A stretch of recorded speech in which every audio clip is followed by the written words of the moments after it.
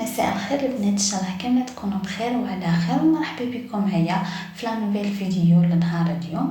فيديو اليوم خاص بالبنات اللي يحبوا لون الشعر البني ولا اللي يحبوا يصبغوا شعرهم في اللون البني. جبت لكم صبغه بيبي روز.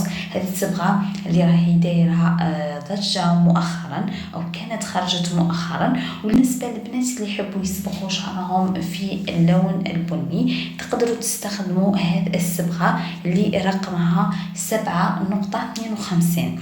هذه الصبغه تابليكوها على شعركم كي يكون ديكابي، يعني في اللون الاورانج تخرج لكم هذا اللون اللي هو لون شوكولاتي او بني شوكولاتي، او يكون لاباس تاع شعركم في الاسود وما يكونش هذاك يعني الاسود الغامق. تقدروا تستعملوا هذا الرقم وراح يعطيكم لون بزاف هايل. يبقى فقط انكم تستخدموا اوكسيدون، لانه ماهيش مع الاوكسيدون تاعها تلقاو تيب وحده هكذا فيها يعني ثمن تاعها 35,000. تشرو فقط الاوكسيدون. بالنسبه للمده اللي تخلوها في شعركم تخلوها من نصف ساعه حتى ل 45 دقيقه.